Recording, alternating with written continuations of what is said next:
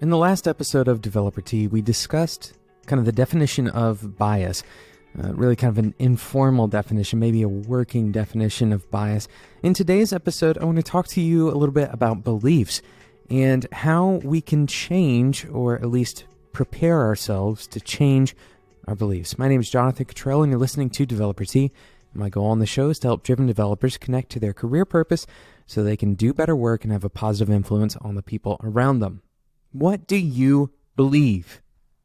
Now, this sounds like a very open-ended question and certainly of the flavor that you'll find on this show, but I mean more specifically. Let's take a very specific example. What do you believe is the best JavaScript framework?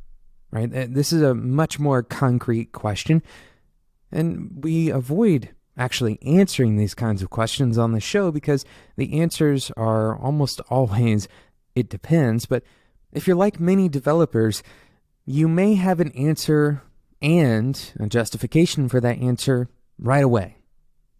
And the kind of underlying reason, the justification that you draw up for your answer is pointing to your beliefs.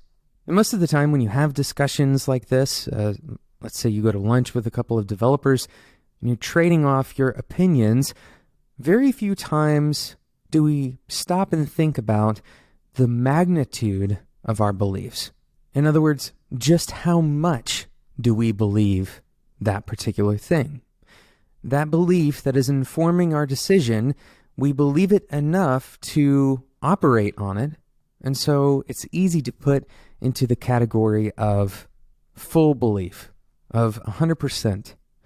We feel very confident in that belief. But in reality, if we were to chase down those beliefs, if we were to really kind of reason through each one, we may find ourselves, if we're honest with ourselves, we may find ourselves in a place where a large number of our beliefs are not all the way to 100%. We're going to talk about a way to kind of uncover this and then what to do about it right after we talk about today's sponsor, DigitalOcean.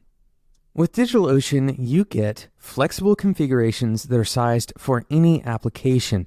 You also get pricing that is consistent across regions at any usage volume. DigitalOcean is the easiest cloud platform to run and scale applications with effortless administration tools and robust compute, storage, and networking services.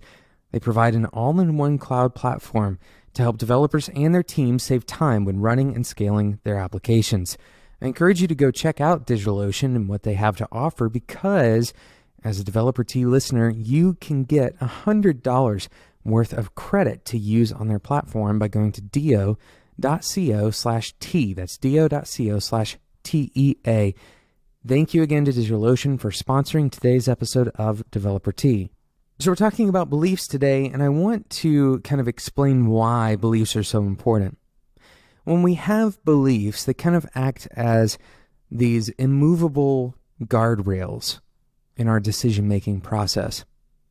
And when we have beliefs that we're building our habits from, those habits kind of add even more structure to those beliefs. You can think of that as kind of like pouring cement over your guardrails, really creating this immovable object that's very difficult to dig up, very difficult to move, to change in any particular way. And as we get older, and as our brains continue to experience more things, and we continue to travel down those roads with those particular guardrails, they become even more ingrained. And there's a good reason for this to happen. Of course, over the years, we use confirmation bias to help us even further establish the sense of safety that we get from those guardrails. No one wants to feel unsafe. This is true not only for kind of our pride, our mental pride of doing something that isn't smart, but it's also true at a fundamental human instinct level. We don't want to feel unsafe. And so we justify a lot of our beliefs with reasoning. The problem is sometimes that reasoning is broken. Sometimes it's flawed, or sometimes it's really kind of copy and pasted from someone else's reasoning. We heard a story, or we saw, we had a particular experience maybe, and we base a given belief off of those experiences or from those stories. This is the idea of anecdotal evidence. And very few times do we look at, for example, the frameworks that we choose to use, or the languages that we choose to use, or the particular way of running an organization. Very few times, if we're the ones that are making the decision, it's very difficult to look at those with a true critical eye, with the intent of checking those beliefs. Did I choose the right language? Instead, we try to answer a different question. Internally, we try to answer the question, what are the good things about my choice? And even further, how can I make myself feel good about my choice? How can I feel safe? What are the reasons that I can feel safe about my choice? And as we said before at the beginning of the episode, what we really need to be doing with our beliefs is giving ourselves a range, an understanding of how much we actually believe whatever that belief is. So I have a very simple exercise for you. I want you to write down 3 core beliefs and make them concrete. 3 core beliefs that you have about the work that you do. And again, make them concrete. Make them something that you can explain very directly. Not some abstract belief, but instead very straightforward beliefs. Now, hopefully these are large enough that if you were to change them in any particular way, they may have a significant impact on your career.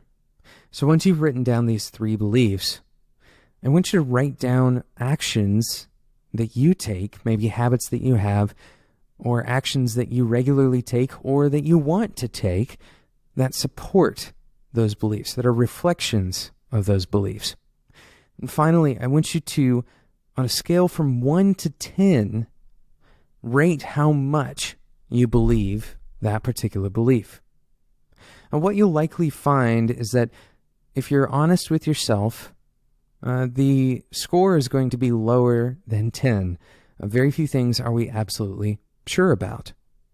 Now, as an extension to this exercise, if you did end up with all 9s or all 10s, I want you to trace the origin of that belief.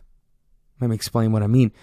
Try to explain your belief in terms of the data, the measurable, quantifiable thing that supports that belief. Trace the belief to some origin point. Perhaps it was an experience that you had, or maybe it was some data that you found, or maybe it was a conversation that you had with a couple of other developers where they shared their experiences. Ultimately, try to uncover what it is that informs that belief. And as you uncover it, try to understand, try to kind of externalize your perspective.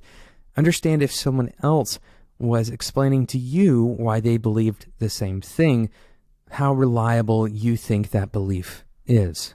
Once you've traced the origin of that belief, understand that different origins have different representations as you compare them to more generalized scenarios. So for example, if you're running a belief, if you're basing a belief off of your own experience, and you only had one experience of that kind, and you've never met another person who has had a similar experience, then it's very possible, if not likely, that that belief is shaky at best.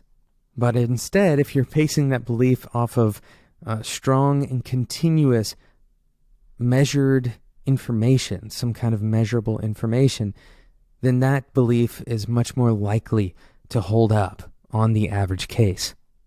So go back, once you've kind of traced the origin of those beliefs, rescore them with this in mind. Rescore them understanding that different origins have different reliability. Now, why are you doing this exercise? What does this exercise give you?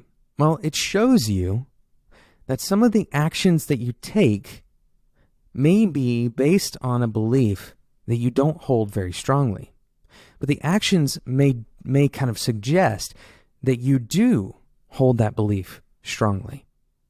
It's important to align our actions, align our investment, our energy expenditure with our beliefs.